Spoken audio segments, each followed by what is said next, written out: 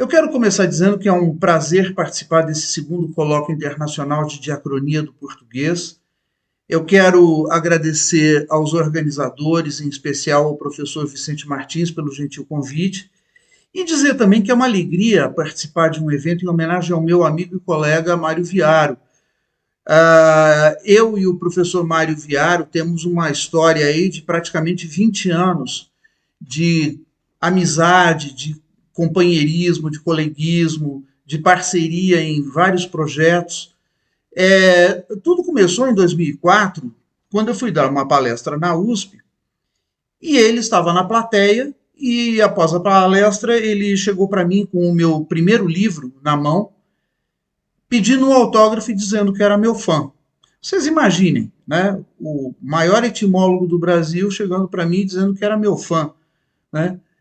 E desde então a gente selou aí uma parceria, uma amizade, trabalhamos juntos várias vezes em vários projetos, estamos juntos nesse momento presente, nesse projeto Delpo, sobre o qual eu vou falar hoje. Então, para mim é muito gratificante poder participar dessa homenagem mais do que merecida ao meu amigo professor Mário Eduardo Viaro. Bom, o que ocorreu foi o seguinte: eu tinha então publicado 2 livros. O meu primeiro livro era basicamente a minha tese de doutorado. E nela eu fazia uma proposta de uma nova teoria sobre a etimologia, sobre a maneira de classificar etimologicamente as palavras, porque eu havia notado que muitas palavras eram classificadas de uma maneira errônea. Palavras que muitas vezes eram semicultas, mas que eram consideradas pelos livros de então como palavras cultas, e uma série de processos de mutação fonética, fonológica, não eram levados em consideração na classificação dessas palavras. Então eu propus uma teoria totalmente nova sobre a etimologia. E esse livro, que se chama Léxico e Ideologia na Europa Ocidental, acabou, tempos depois, sendo, inclusive essa teoria acabou sendo incorporada nesse projeto do qual eu vou falar aqui nessa palestra com vocês. Agora, depois disso, nesse meio tempo, eu, de 2006 a 2015, escrevi uma coluna mensal na extinta revista Língua Portuguesa. Eu participei dessa revista até o seu fim, em 2015. Então, todo mês eu era desafiado a tratar de assuntos complexos da linguística numa linguagem de popularização, já que era uma revista dirigida ao público leigo, né? E tanto que o meu terceiro livro, chamado O Universo da Linguagem, é uma coletânea de artigos que eu publiquei nessa revista e também em algumas outras. Muito bem, e durante esse tempo, eu e o Mário estivemos sempre em contato, até que em 2012 ele me convidou para fazer parte do GMHP, que era o Grupo de Morfologia Histórica do Português. Esse grupo é um grupo de pesquisa credenciado junto ao CNPq e que faz estudos exatamente sobre morfologia histórica, ou seja, sobre a evolução da morfologia das palavras, né? Esse era o primeiro passo para um projeto maior que a gente iria desenvolver tempos depois, que foi em 2013, quando a Pró-Reitoria de Pesquisa da USP anunciou que, a partir de então, nós não precisaríamos mais recorrer a fontes externas para financiar nossas pesquisas, porque a própria USP estava providenciando uma verba própria para incentivar os chamados NAPs, né, ou Núcleos de Apoio à Pesquisa. Então foi naquele momento que o Mário percebeu a oportunidade de criar um núcleo de pesquisa em etimologia e história da língua portuguesa. E foi justamente aí que surgiu, então, o NEIUP, é o Núcleo de Apoio à Pesquisa em Etimologia e História da Língua Portuguesa. Imediatamente depois da criação do NEIUP, da qual eu participei, eu fui convidado a fazer um pós-doutorado sob a supervisão do Mário. E nesse pós-doutorado, nós começamos a desenvolver os projetos desse núcleo. O primeiro projeto que nós desenvolvemos chamava-se Projeto Retrodatação. O que é esse projeto? Toda palavra na língua, ela tem aquilo que a gente chama de terminus a quo, ou seja, o primeiro registro escrito dessa palavra, né? A primeira ocorrência documentada de uma palavra. E o que nós tínhamos constatado é que muitas datações de primeira ocorrência, de terminus a quo, que apareciam nos dicionários etimológicos, estavam incorretas, porque nós tínhamos ciência de que havia documentos mais antigos em que aquela palavra já aparecia. Então, retrodatação significa, basicamente, estabelecer para uma palavra uma data mais antiga do que aquela que atualmente se conhece, né? Para isso, nós desenvolvemos um software chamado Moedor. Por que ele chama Moedor? Porque ele faz mais ou menos a mesma coisa que um moedor de carne. A gente coloca a carne no moedor e ela sai toda moidinha, né? A ideia do moedor era o seguinte, partir de uma edição diplomática de um texto, jogar esse texto no programa, e esse texto iria dividir, e esse programa iria dividir o texto, palavra por palavra, inclusive fazendo já a conversão para a forma da palavra, que a gente chamaria de forma dicionarizada, ou seja, no caso de um substantivo, seria no singular. No caso de um adjetivo, o masculino singular. No caso de um verbo, o infinitivo. E assim por diante. E esse programa também decompunha, por exemplo, contrações, como uma contração de preposição com um artigo. Então, se aparecesse lá pelas, né, ele separava na preposição por ou per, dependendo do caso, e mais o artigo as, que depois era convertido para o artigo masculino o. E assim por diante. E todas essas informações eram jogadas, são, né, jogadas num banco de dados. E, aliás, quem desenvolveu todo esse processo informatizado foi o saudoso professor Marco Dimas Gubitoso, do Instituto de Matemática e Estatística da USP, infelizmente já falecido, aliás, precocemente falecido, e ele desenvolveu esses softwares, ele desenvolveu um banco de dados muito poderoso, em que todas essas palavras iam sendo ali registradas e catalogadas. Isso deu margem a que a gente fosse um passo adiante e desenvolvesse um novo projeto, que era o projeto DELPO. O que é o projeto DELPO? É o projeto de criação do Dicionário Etimológico da Língua Portuguesa. Por que a gente teve essa iniciativa?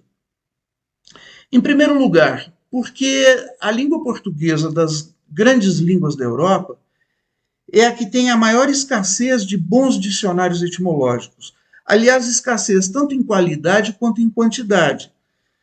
Quando a gente pensa em dicionários etimológicos da língua portuguesa, geralmente a gente se refere ao dicionário do José Pedro Machado ou então ao dicionário do Antônio Geraldo da Cunha.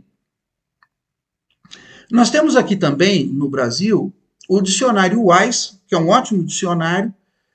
Ele traz as etimologias e traz as datações das palavras, mas ele não é um dicionário etimológico. De modo que a gente começou a sentir a necessidade de criar um dicionário que fosse melhor do que esses já existentes e, ao mesmo tempo, mais moderno.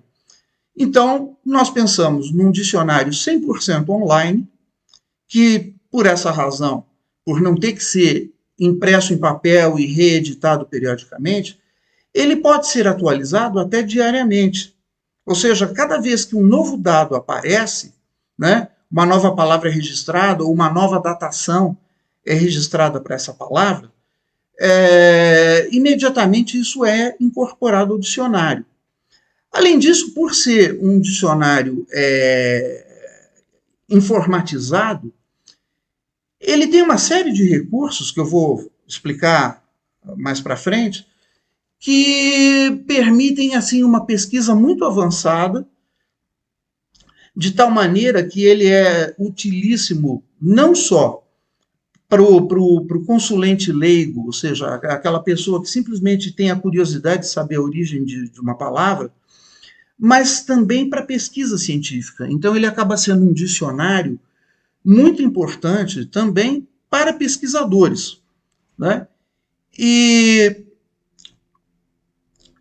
esse dicionário, nós tínhamos a pretensão, não sei se vamos conseguir isso, mas nós tínhamos a pretensão, temos a pretensão, de que ele seja o mais moderno do mundo, dentre os dicionários etimológicos, né? Por ser um dicionário totalmente online, atualizado em tempo real, e com uma série de inovações, dentre as quais aquela que eu já citei, de que a classificação das palavras utiliza uma teoria mais moderna do que dos dicionários tradicionais, né? Uma teoria que foi, em grande parte, desenvolvida por mim e pelo professor Mário Viaro, né? Nós chegamos a publicar um artigo em conjunto em que nós apresentamos essa teoria, essa nova notação, essa nova nomenclatura, né, essa nova terminologia. Esse artigo foi publicado no exterior e esse dicionário Delpo utiliza essa teoria. Então, ele é um dicionário moderno em todos esses sentidos. Uma outra característica desse dicionário é que ele, além de utilizar esse processo que eu já mencionei, da retrodatação, ou seja, procurar fazer uma datação das palavras a mais precisa possível, ela tem a característica de datar e estabelecer o étimo de cada acepção. E o que quer dizer isso? Quer dizer que, como vocês sabem, uma determinada palavra no dicionário é polissêmica. Ela tem vários significados, várias acepções. E uma das constatações do nosso modelo teórico é que, embora a palavra possa ter uma única origem, né, à medida que ela vai ganhando novas acepções, essas acepções muitas vezes têm étimos diferentes entre si e diferentes do étimo original da palavra. Por exemplo, se nós pegarmos a palavra estrela. A palavra estrela veio do latim stella e originalmente indicava um astro, um corpo celeste. Muito bem. No entanto, uma das acepções de estrela é artista famoso, né? Estrela de Hollywood, por exemplo. Esse significado, essa acepção de estrela, não veio do latim, veio do inglês, né? E a sua datação é muito mais recente, é início do século XX, quer dizer, remonta aos primórdios do cinema, portanto, muito mais recente do que a primeira acepção de estrela, que vem desde o latim, que por sua vez herdou essa palavra do proto-itálico, que por sua vez herdou essa palavra do proto-indo-europeu, de modo que a gente pode recuar a origem dessa palavra há 6, 7 mil anos atrás, né? Então, nós atentamos para isso, que o dicionário deveria não apenas datar a primeira ocorrência da palavra, mas a primeira ocorrência de cada uma das acepções dessa palavra. Para conseguir identificar a cada acepção de uma palavra, o dicionário dispõe de um concordanciador. O que é isso? O concordanciador é um mecanismo que exibe não apenas a palavra no texto, mas exibe o contexto em que essa palavra aparece. Por exemplo, essa palavra precedida das 10 palavras que vêm antes dela, sucedida pelas 10 palavras que vêm depois dela, ou seja, praticamente a linha inteira do texto em que a palavra ocorre. Com isso, a gente pode compreender em que acepção específica aquela palavra está sendo usada naquele texto. Agora, para identificar essas acepções, nós precisaríamos codificar de alguma maneira, por exemplo, no caso de estrela, estrela corpo celeste, estrela atriz famosa, por exemplo. Só que nós tínhamos um problema, que é o seguinte: se cada um dos pesquisadores que for trabalhar, resolver da sua própria cabeça designar a acepção, né? Quer dizer, um pesquisador pode colocar lá atriz famosa, o outro pode colocar artista, um pode colocar corpo celeste, o outro pode colocar astro brilhante e assim por diante. Então aí nós não teríamos uma uniformização. Então nós tivemos um novo desafio, que foi padronizar as acepções que as palavras podem ter, para que todos os usuários do sistema, todos os pesquisadores, etc., todos os consulentes, possam, digamos assim, falar a mesma língua no momento de classificar a palavra. Para isso, a ideia que eu dei na ocasião foi que a gente pegasse um dicionário analógico, que é basicamente um dicionário de significados. Ele organiza as palavras não em ordem alfabética do seu significante, mas numa ordem semântica, ou seja, em grupos de famílias semânticas de palavras, né, de sinônimos e de correlatos, que nós jogássemos esse dicionário para dentro do sistema, para dentro do programa do Delpo. Isso deu uma trabalheira enorme, foi um negócio insano. Tivemos que pegar o dicionário do Francisco dos Santos Azevedo, o dicionário analógico dele, tivemos que digitalizá-lo inteirinho, decompô-lo, palavra por palavra, para depois jogar dentro do sistema, de modo que hoje qualquer pesquisador, ao denominar uma acepção, ele vai sempre escolher dessa lista pré-estabelecida, que é a lista do dicionário do Francisco Azevedo. Né? Por que nós usamos o dicionário do Francisco Azevedo? Porque é o único dicionário analógico em língua portuguesa. Né?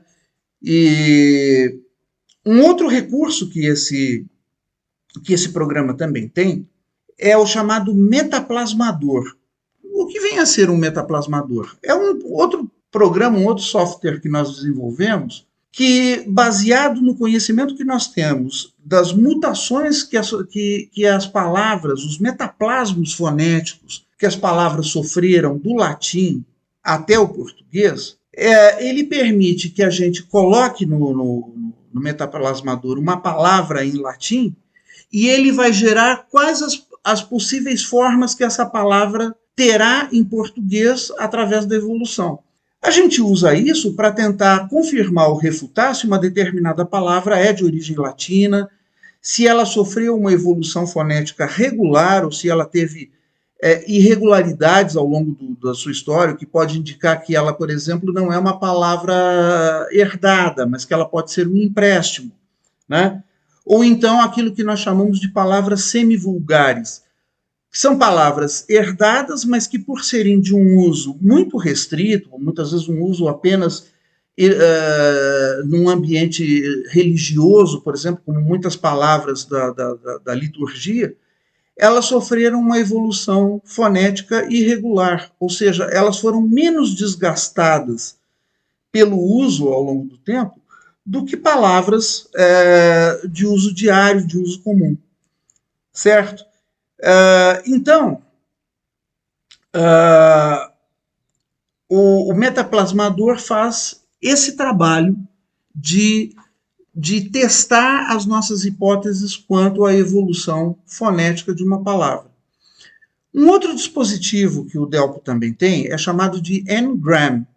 O que é o Ngram? É um dispositivo que, inclusive, existe no Google Books, que, com base no levantamento desse corpus de palavras que nós temos no banco de dados, permite identificar a flutuação da frequência dessa palavra ao longo do tempo. Então, por exemplo, o que o N-gram fornece? Um gráfico, uma espécie de linha do tempo, onde a palavra surge num determinado momento, ela vai, pouco a pouco, aumentando de frequência, ela pode chegar a um ápice de frequência num determinado momento, pode continuar ou pode começar a decair, pode até desaparecer. Então, nós podemos, através desse sistema N-gram, notar quando a palavra surgiu, como ela foi aumentando de frequência. Por exemplo, a palavra surgiu, foi registrada pela primeira vez no século XIII, ela teve um aumento de frequência ao longo dos séculos XIV, XV, XVI, atingiu seu ápice no século XVII, XVIII. A partir do século XIX, ela começa a decair e no início do século XX essa palavra já não é mais usada. Por exemplo, então nós temos uma possibilidade de mostrar num gráfico toda a história daquela palavra, né? De como o uso dessa palavra foi aumentando e diminuindo ao longo do tempo.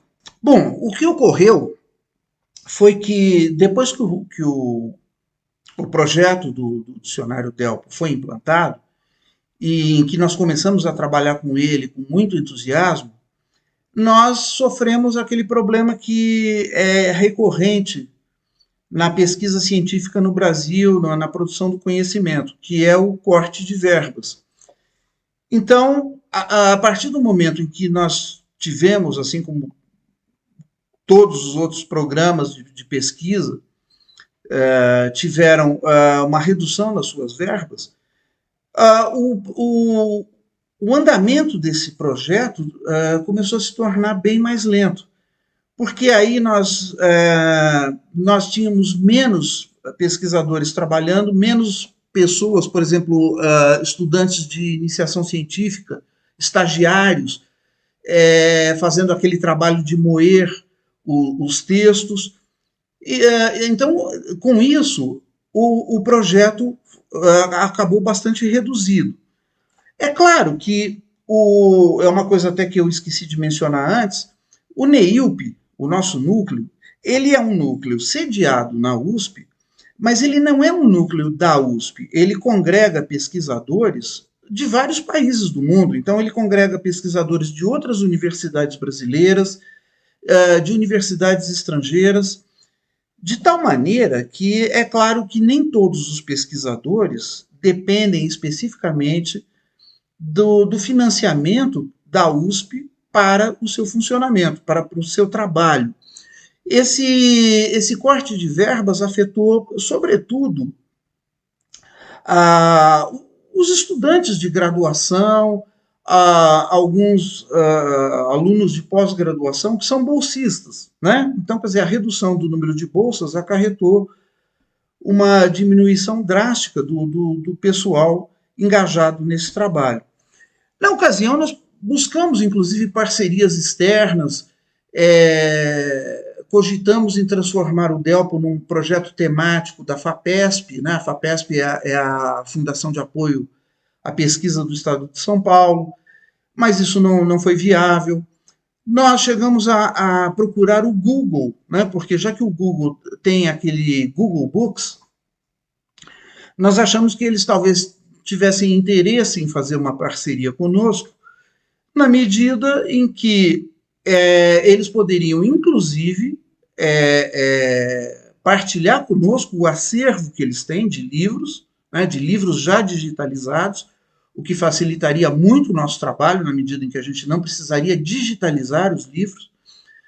E, ao mesmo tempo, nós até havíamos oferecido a possibilidade de, em troca, o Google usufruir os nossos dados e até mesmo colocar ali a sua logomarca, ali, fazer sua propaganda no nosso site, né? Como um patrocínio, como um apoio cultural. Infelizmente, isso não caminhou, não prosperou, essa parceria não foi feita, e hoje o projeto Delpo, eu diria para vocês que ainda está bastante longe, né, de poder ser considerado um projeto pronto, acabado. Primeiro que pronto, acabado, ele nunca vai estar, na medida em que, como eu disse, a cada semana pode ser que haja uma atualização, alguma coisa assim.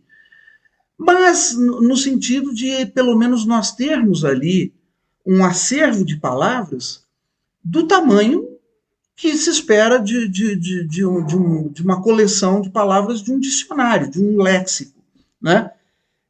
Nós, infelizmente, ainda estamos bem longe disso e caminhando bem devagar para atingir esse objetivo, né? Agora, todo esse processo que eu tenho vivido dentro do NEILP e mais especificamente atuando nesse projeto DELPO, me fez também aprender muitas coisas, descobrir muitas coisas a respeito de etimologia, repensar muitos conceitos, né? Por exemplo, nós tivemos que elaborar um manual de uso do programa. Esse manual é praticamente um livro que nós tivemos que escrever explicando como é feito todo o processamento, como o programa funciona, como ele é alimentado, etc. e tal. Isso acabou me estimulando a redigir o meu quarto livro, que se chama Uma Breve História das Palavras, da pré-história à era digital, em que eu falo numa linguagem de divulgação, portanto acessível ao público leigo, sobre o que é etimologia, o que nós fazemos, quais são os problemas que nós enfrentamos, como é que as palavras surgem, como é que elas evoluem. Eu mostro que a evolução da língua e a evolução das palavras dentro da língua ocorre segundo mecanismos muito semelhantes ao da evolução biológica, né, em que também existe a mutação, existe a seleção natural. No caso das palavras, existem as mutações fonéticas, que são os metaplasmos, existem as mudanças de significado, e existe também uma seleção, na medida em que uma nova forma concorre com uma forma mais antiga, uma das duas prevalece sobre a outra, uma cai em desuso, a outra acaba se tornando prevalente, e assim por diante. Então, eu procuro mostrar o lado científico da pesquisa sobre a etimologia das palavras numa linguagem de divulgação. E isso vem justamente desse fato de que eu, desde 2006, já vinha me dedicando a esse trabalho de divulgação científica, né?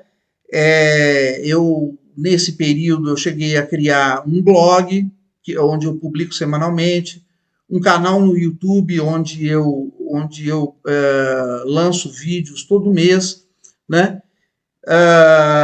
E, inclusive, eu aproveito para convidar vocês a conhecerem o meu blog, que se chama Diário de um Linguista, e também o meu canal do YouTube, que é o Planeta Língua. Sobre o livro, esse livro que eu mencionei, Uma Breve História das Palavras, parece inclusive que vai haver um sorteio aqui durante esse evento, em que alguns de vocês poderão ganhar exemplares desse livro, né?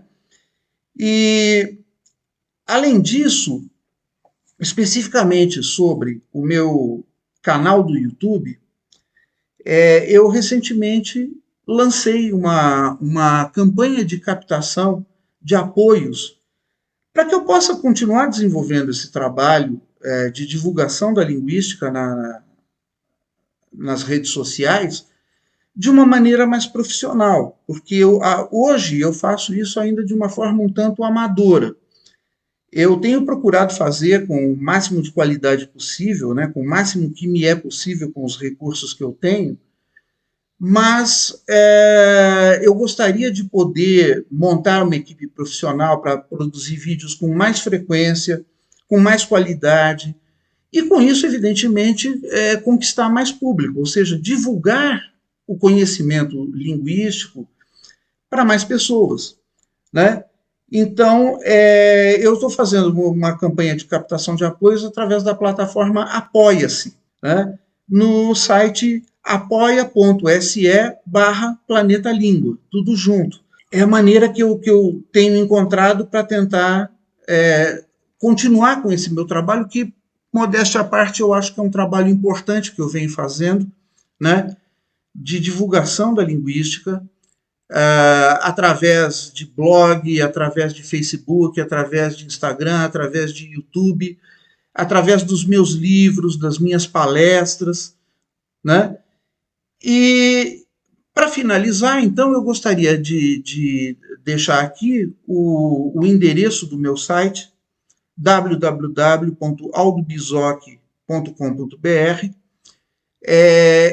Na verdade, esse site está aí, é um site provisório, ele ainda precisa de uma reformulação, mas desde já vocês encontram nesse site todas as minhas redes sociais, links para comprar os meus livros, meu e-mail de contato, através do qual vocês podem entrar em contato comigo, fazer perguntas ou me convidar para palestras, para eventos, etc.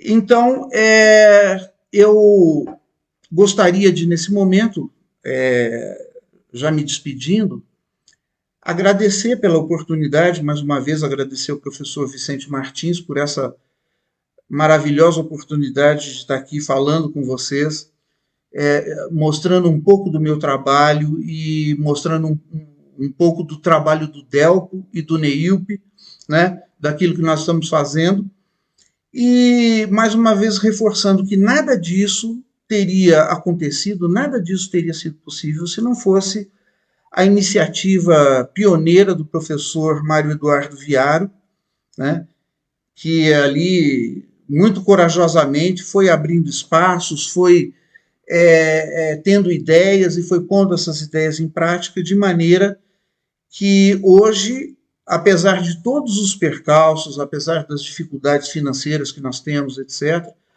hoje nós temos um núcleo de pesquisa pioneiro, né, em etimologia, em história da língua portuguesa, que tem, além do projeto Delco, outros tantos projetos, né? Vocês entrando no site do NEIUP, vocês vão ver a grande quantidade de projetos e a grande quantidade de pesquisadores que nós temos nesse núcleo. Então, nada disso teria sido possível se não fosse a coragem e a determinação do professor Mário. Então, eu deixo aqui o meu abraço para ele. Eu agradeço mais uma vez a oportunidade de estar aqui falando para vocês, agradeço ao professor Vicente Martins, aos demais organizadores do evento.